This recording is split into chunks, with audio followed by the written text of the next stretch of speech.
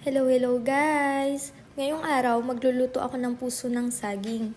So, bali ngayon, nire-ready ko lang muna yung mga panggisa na gagamitin ko tulad ng bawang at sibuyas. Hiniwa-hiwa ko lang muna siya ng maliliit.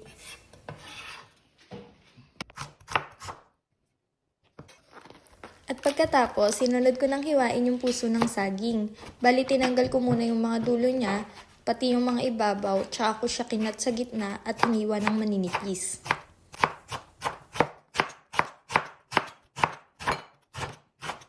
Ngayon, ipapakita ko lang muna yung mga ingredients pero mamaya ililista ko yan sa dulo ng video. Pagkatapos kong hiwain, hinugasan ko siya ng 3 beses. Ibababat at uhugasan ko rin siya sa suka. Nakakatulong kasi to na matanggal yung mga dagta. Kailangan mahugasan natin siya ng maayos. And after that, magigisa na tayo. Nagpainit lang ako ng mantika at inilagay ko na yung bawang. Nung mag-golden brown na yung bawang, isinunod ko na yung sibuyas.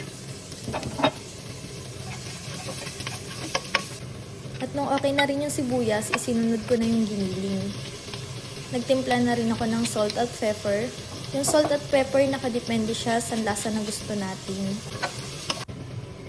At nung light brown na yung giniling, hinanda ko na rin yung puso ng saging o banana blossom para isunod ko ng ilagay. Igigisa lang natin to ng mga 2 minutes, tapos maglalagay ulit ako dito ng suka. Lulutuin lang ulit natin to ng 2 minutes in a medium heat. Medyo naluto na natin yung saging, ilalagay na natin yung gata niya.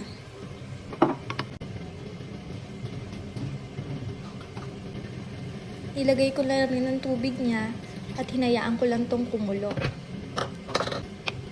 Haluin lang natin ng bagya para hindi ito masunog. Habang hinahayaan natin itong kumukulo, ilalagay na rin natin ng sili. Itutuloy ko lang ang pagkulo niya in 10 to 15 minutes.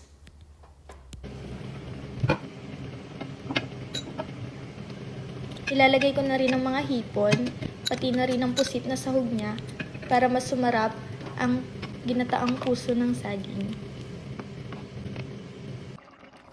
After 2 minutes, luto na ang ating ginataang puso ng saging. Salamat sa panonood!